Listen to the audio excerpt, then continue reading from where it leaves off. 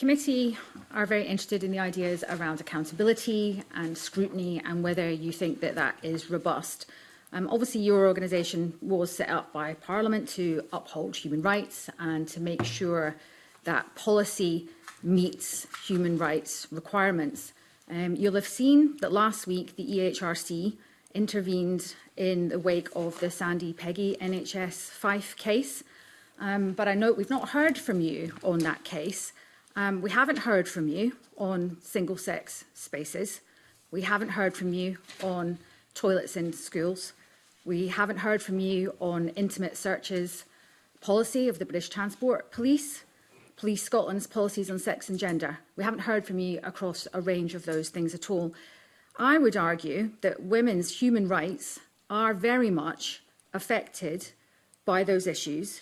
And so my question to you would be, how then are you accountable to Parliament and also to the people of Scotland if you are failing to uphold the standards that provide the very reason for your existence? Just before we proceed, if witnesses and colleagues can just be careful of sub judice, answer that as you wish, and then we'll move on to. I'm not challenging. Case. It's about the wider issues. And I'm not challenging that the importance of your questions, Regan, or the way you've asked them. I just, for context, wanted to make those points. So thank you, Regan, and sure. over to you, Professor O'Hagan. Yeah, I mean, as you say, I mean, I won't comment specifically on the Employment Tribunal that's live just now. I will comment on the wider set of issues that Ms Regan has raised. We are not the regulator of the Equality Act, and that was the basis of the EHRC re-clarification of its own guidance on single-sex spaces and the protection of single-sex spaces. That is the law, and as I am on record at committee elsewhere recently, of course we uphold and seek to protect the law as is, and that's the way in which we function. We share a concern as a Commission to ensure the effective protection of rights in law for dignity and respect for everyone. If you can forgive me just for a moment, I've set out where there's a number of issues. You know, there's many people across Scotland who genuinely feel that women's human rights are under attack right now across a number of those issues, and more than the ones I've set out here. And yet, this is a genuine question. I feel I'm not hearing from the Commission on these issues, either side, one way or another. We're not hearing from you, not making those interventions. Would you agree? Would you agree with me on that? We're not making those interventions when they are a matter of the Equality Act, because we're not the regulator of the Equality Act, and that's not within our remit. That's within the remit of the Equality and Human Rights Commission. But obviously CEDAW is within your remit. CEDAW is indeed within our remit. The Istanbul Convention is within your remit. Yeah. And as I was going on to say, there are a number of human rights treaties and instruments which the UK has ratified, and which we discuss regularly at Commission. And as a pluralist Commission, we have a range of views which are raised and discussed within Commission. And we work through the range of relevant human rights instruments which provide instruction on the protection of rights for all, and take a range of existing legal frameworks into account.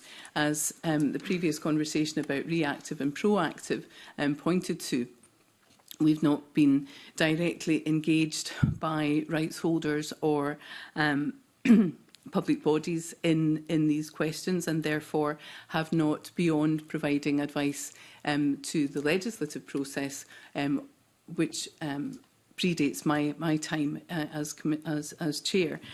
We haven't been engaged in these processes recently. Where we do ensure that the rights of women are surfaced and foregrounded is across our treaty monitoring, across the treaties, and we've been engaged in the treaty reporting cycle recently, and we will shortly be, within the next 12 months, the CEDAW process will be kicking in, and so we will be reporting on the status of rights of women in Scotland through the CEDAW process. In terms of upholding women's rights across Scotland, then, would you say that you agree with John Swinney that trans women are women for the points of policy that I've been discussing here, or with Reem Al Salem that sex means sex when it comes to single-sex spaces?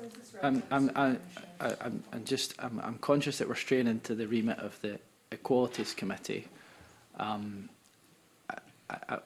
will allow you to answer that as you wish, and then I would be grateful if we can move on to the questions relating to this committee. Perhaps also, Professor Hagan, if you wish, you could give an undertaking to engage in British correspondence with SHRC and with the Equalities Committee as is helpful or appropriate.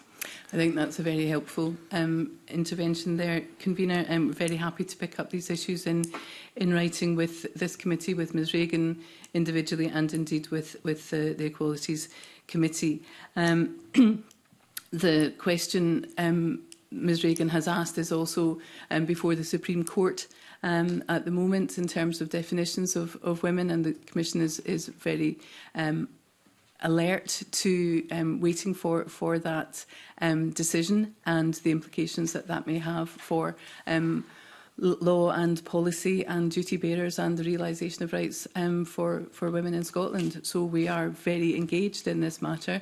We have, in my tenure over the last 6 months at the Commission, engaged in regular discussion on this. We have an alert watching brief, as I say, on the Supreme Court and alert to the extent to which case law is instructive in how international human rights standards are interpreted, and we can continue. We can provide further detail on that to this committee, to Ms Regan and anybody else who wishes. Our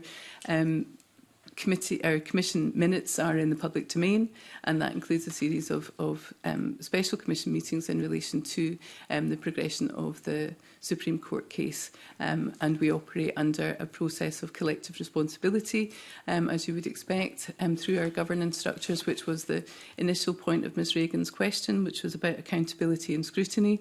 As we've set out in our written submission, we have multiple layers of governance and accountability measures internally, as well as to Parliament, as well as to the international frameworks that I've mentioned earlier on, and ultimately to the people of Scotland.